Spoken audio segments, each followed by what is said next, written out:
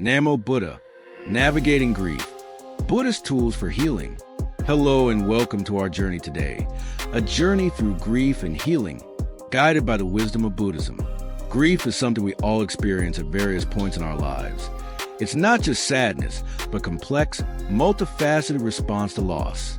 It encompasses a wide spectrum of emotions: shock, anger, despair, and eventually acceptance. It's important to recognize that grief isn't a linear path.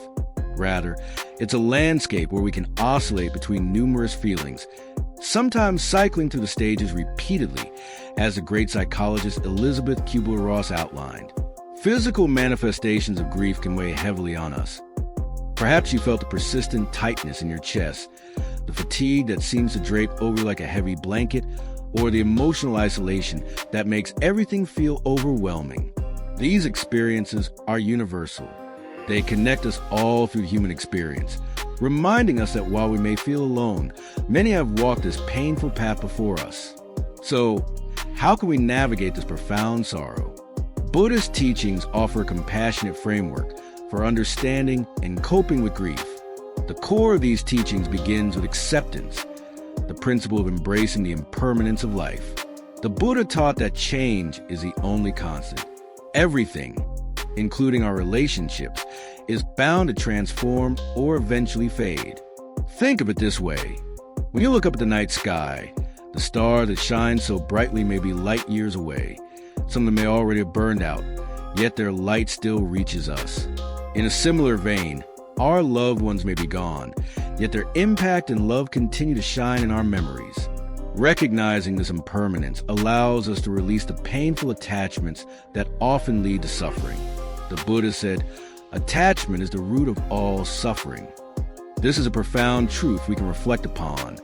The more we cling to what we have lost, the more we suffer. To cultivate acceptance, we can turn to mindfulness and compassion. Mindfulness involves being fully present with our thoughts and feelings as they arise, without judgment. In moments of grief, pause and observe your emotions. Acknowledge the sadness, anger, or confusion. Let them wash over you, without trying to push them away. This observation can be incredibly liberating, as it allows us to experience each feeling fully before they gently pass. As we navigate through grief, it's equally vital to extend compassion to ourselves. Grieving is not a sign of weakness. It is a natural, human response to loss. One way to practice self-compassion is to treat yourself like you would a dear friend who is suffering. Speak kindly, offer reassurance, and give yourself grace during this challenging time. Engaging in self-soothing activities can further aid our healing. Consider incorporating practices such as yoga, meditation, or nature walks into your daily routine. Each of these practices provides a way to reconnect with ourselves and find solace.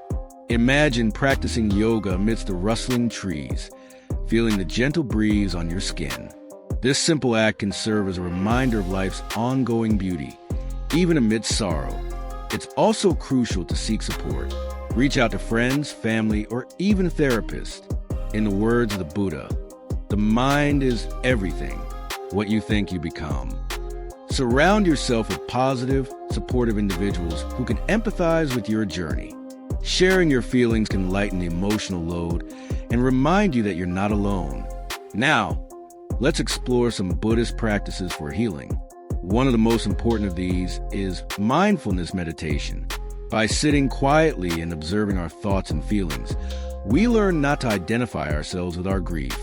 Instead of saying, "I am grief," we acknowledge, "I am experiencing grief." This subtle shift can make a world of difference in how we emotionally engage with our suffering.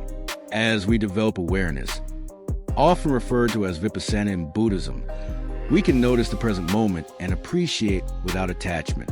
In this moment, grief exists, but so does joy, hope, and love. This balance is vital. It teaches us to appreciate the rich tapestry of human emotion.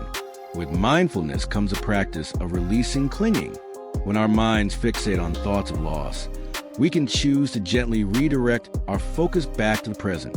A helpful example might be envisioning a balloon. When you cling tightly to it, it gets distorted, but when you let go, it floats freely, releasing the burden.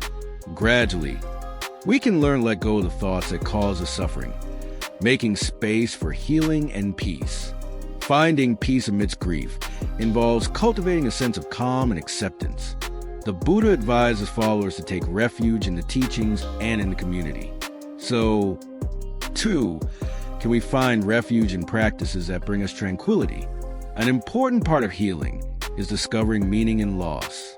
Honoring the memory of our loved ones can be transformative. Maybe it's through storytelling or rituals that celebrate their life, lighting a candle in their memory, or preparing their favorite dish to share with others. Weaving them into our lives through these acts allows us to keep their spirit alive. Remembering the good times we shared, focusing on positive experiences, helps remind us of the love that remains. Even in loss, we can unearth valuable lessons, perhaps discovering resilience within ourselves or reevaluating what truly matters in life.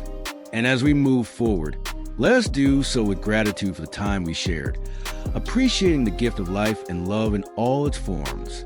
In conclusion, grief is a universal journey, but through the lens of Buddhism, we can embrace it with acceptance, compassion, and mindfulness. Each step we take on this path is not only a step toward healing, but also a celebration of the love we have experienced.